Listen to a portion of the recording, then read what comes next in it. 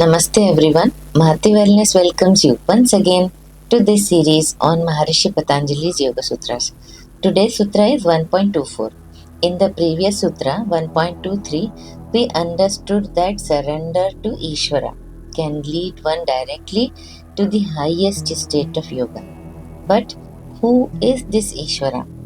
In today's sutra 1.24, Maharishi Patanjali defines the true nature of Ishvara, the ever pure, ever free consciousness untouched by afflictions, actions, and their results. The sutra is Klesha Karma Vipak Ashayar Aparamrishta Purush Vishesha Ishvara.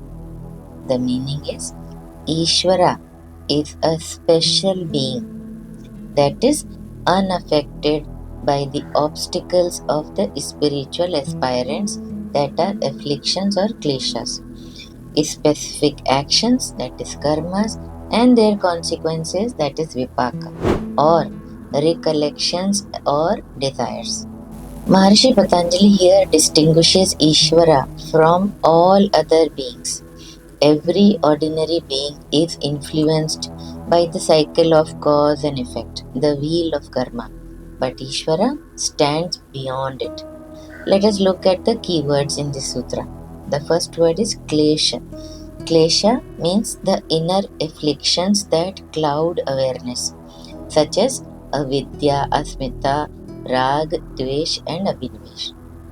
The second word here is karma. Karma is actions arising from these afflictions. The third word is vipaka, the results or fruits of those actions which bind us to experience pleasure and pain. Next word is ashay, the deep impressions or tendencies stored in the subconscious which continue the cycle. Next word aparamrishta, which means untouched. Next is Purush Vishesha, special or distinct Purusha. Ishvara is God. Let's understand it in totality. Every embodied being is touched by these four: affliction, action, results, and latent tendencies. Ishvara alone remains aparamrishta, completely untouched. He is the Purush Vishesha, the supreme consciousness, unique among all Purushas. He has never been bound by ignorance, ego, or karma, and thus remains eternally free. Let's take one example.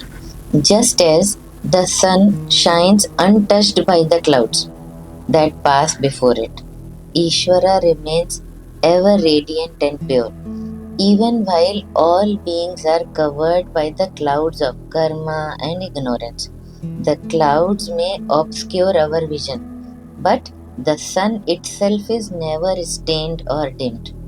Similarly, the divine consciousness is always perfect and untainted. Only our awareness of it fluctuates. In this sutra, Maharishi Patanjali begins to describe Ishvara not as a distant being, but as the purest reflection of what our own consciousness can become when freed from limitations. By defining Ishvara as untouched by kleshas and karmas, he provides a vision of ultimate purity, a model of what yoga leads us forward. Through devotion to Ishvara, as stated in the previous sutra, we align ourselves with this pure consciousness and gradually free ourselves from the web of afflictions and actions.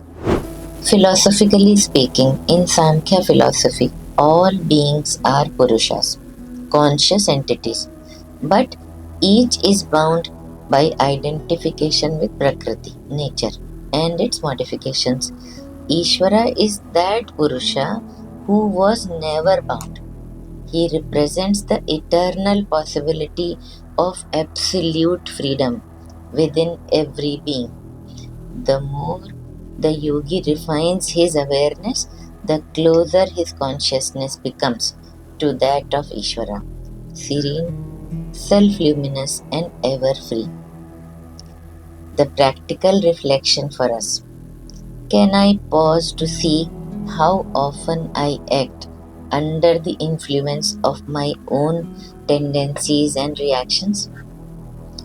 What would it mean to act from the place of clarity and inner freedom, untouched by likes, dislikes, and fears? If I visualize Ishvara as pure, radiant consciousness, can I allow that same light to guide my choices and thoughts today? So, the essence of Sutra 1.24 is Ishvara is the eternal consciousness untouched by afflictions, actions, their results, the ever free, the ever pure reality. When we turn towards that light, our own mind begins to reflect its purity. So, this was about Sutra 1.24. We will meet in our next episode with next Sutra. Namaste.